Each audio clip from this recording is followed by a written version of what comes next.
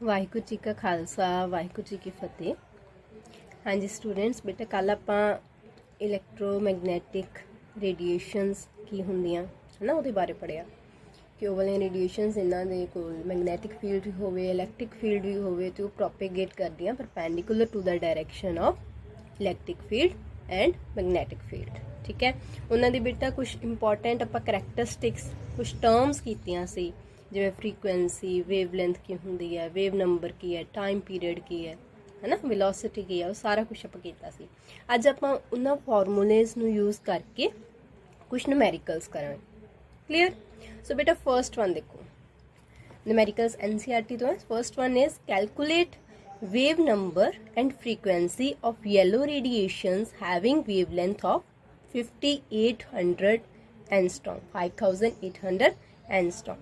ठीक है, सो बेटा असी दो चीज़ां कैलकुलेट करनी है, एक वेव नंबर कैलकुलेट करना है और सैकेंड असी फ्रीकुएंसी कैलकुलेट करनी है। सानू वेवलेंथ दिती हुई है।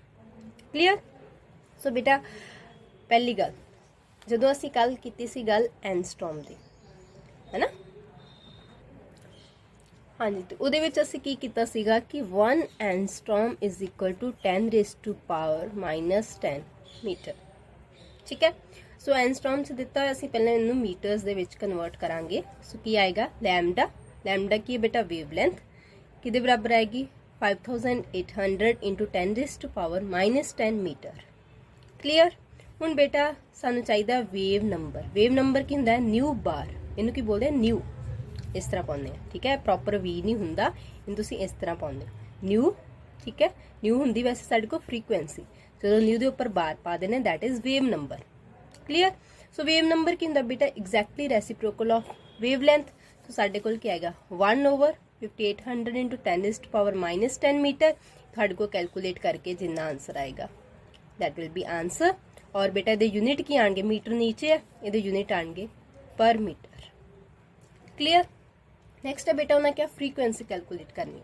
फ्रीकुएंसी होंगी है न्यू, न्यू द फॉर्मूला किसी c by lambda, where c is velocity of light, speed of light, तो लैम्डा की है वेवलेंथ। ठीक है, वेवलेंथ सानू गिवन है हम मीटर से लिख लिया। वेलोसिटी ऑफ लाइट तुहानू पता 3 इंटू 10⁸ मीटर पर सेकेंड। ठीक है, हम मीटर ते मीटर कैंसल हो जाएंगे। ठीक है, क्लीयर? और देखो इतने 10⁻⁻10 ऊपर जाके की हो जाएगी 10⁻10 पॉजिटिव हो जाएगी, तो 10⁻10 भी आएगी, 10⁻8 भी है, दोनों प्लस हो जाएंगे क्योंकि बेस सेम है, पावर्स प्लस हो जाएंगे। साढ़े को आएगा 10⁻18।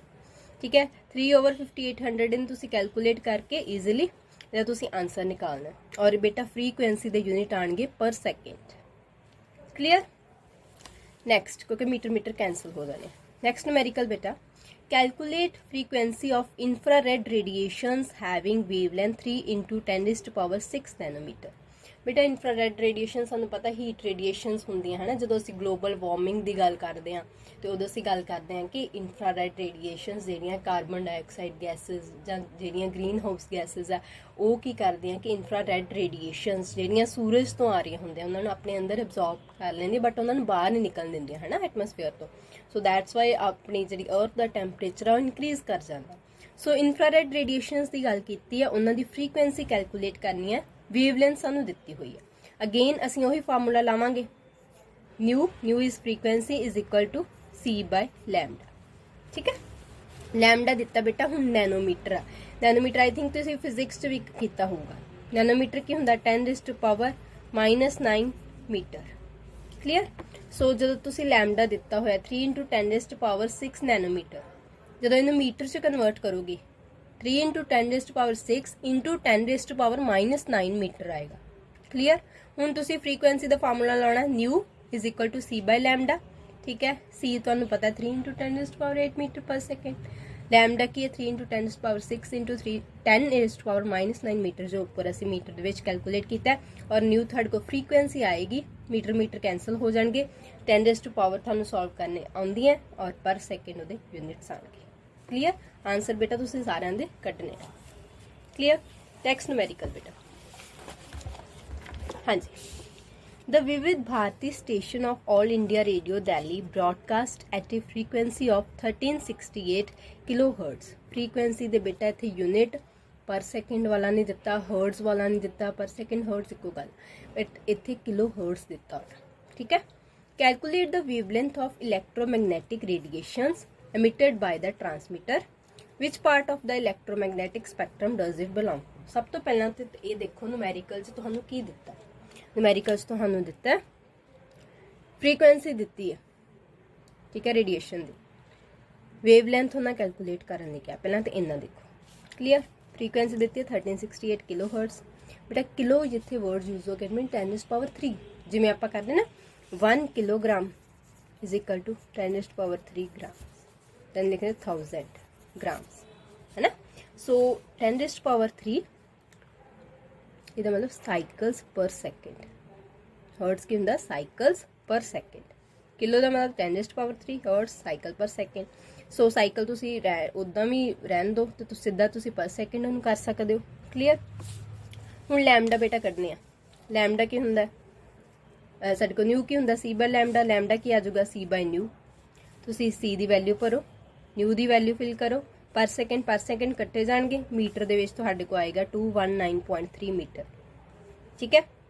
सो बेटा नैक्सट उन्हें क्या कि इलैक्ट्रोमैग्नैटिक स्पैक्ट्रम दे केड़े रीजन केड़े पार्ट नूं बिलोंग करदी है। हुण देखो लैमडा आ गया साडे को, आ गया ना, ते असीं ना ये वाले लैक्चर बाद असीं इलैक्ट्रोमैग्नैटिक स्पैक्ट्रम पढ़ांगे, ठीक है। ਉਹਦੇ ਵਿੱਚ ਅਸੀਂ ਪ੍ਰੋਪਰਲੀ ਦੇਖਾਂਗੇ ਕਿੰਨੀ ਵੇਵਲੈਂਥ ਹੋਵੇ ਤੇ ਕਿਹੜਾ ਰੀਜਨ ਹੁੰਦਾ, ਕਿੰਨੀ ਵੇਵਲੈਂਥ ਹੋਵੇ ਕਿਹੜਾ ਰੀਜਨ ਹੁੰਦਾ। ਇਹਦਾ ਆਨਸਰ ਲਾਸਟ ਵਾਲਾ ਜਿਹੜਾ ਦੱਸਣਾ ਉਹ ਆਪਾਂ ਨੈਕਸਟ ਲੈਕਚਰ ਦੇ ਵਿੱਚ ਕਰਾਂਗੇ। ਸੋ ਨੈਕਸਟ ਬੇਟਾ the wavelength range of the visible spectrum, visible ਤੁਹਾਨੂੰ ਪਤਾ ਵਿਬਗਿਓਰ ਵਾਲਾ, ਠੀਕ ਹੈ, extends from violet to red, express these wavelengths in frequencies। Wavelength दी है बेटा, वायलट की भी दी, रैड की भी दी। कहते जो विजिबल रेंज है ना, विजिबल जो अपने को इलैक्ट्रोमैग्नैटिक स्पैक्ट्रम आता की आता मैं थोड़ा दसदी हाँ, वो जी विजिबल रेंज है वो वेवलेंथ किन्नी रेंज तो फॉल करती है, किन्नी तो किन्नी तक है 400 नैनोमीटर टू 750 नैनोमीटर तक, ठीक है। इन्होंने वेवलेंथ असीं फ्रीकुएंसीज़ दे विच दसना। बेटा लैमडा दिता होया, फर्स्ट लैमडा तुहानूं दिता 400 नैनोमीटर 10⁻⁹ मीटर उन्होंने लिख सकते हो, ठीक है। सो न्यू की आएगा c/λ, c की वैल्यू भरो, लैमडा की वैल्यू भरो, मीटर कट्टे जाएंगे, पर सैकेंड तुहाडे को न्यू आ जाएगी, पर सैकेंड मतलब हर्ट्ज सेम है, ठीक है, क्लीयर। इनू कैलकुलेट करके तुसीं न्यू कटनी।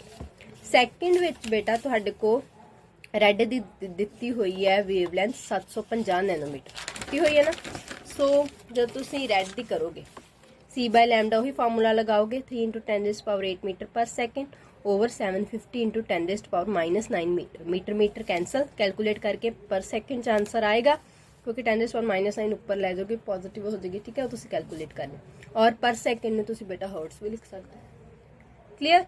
सो उन्होंने कहा कि किन्नी हर्ट्स दे विच किन्नी फ्रीकुएंसी दे विच वो जिहड़े है वेवलेंथ है वो उन्होंने तुसीं जिहड़ा एक्सप्रैस है वो कर सकते हो। सो इसी आंसर जोड़ा वो कट लिया होया।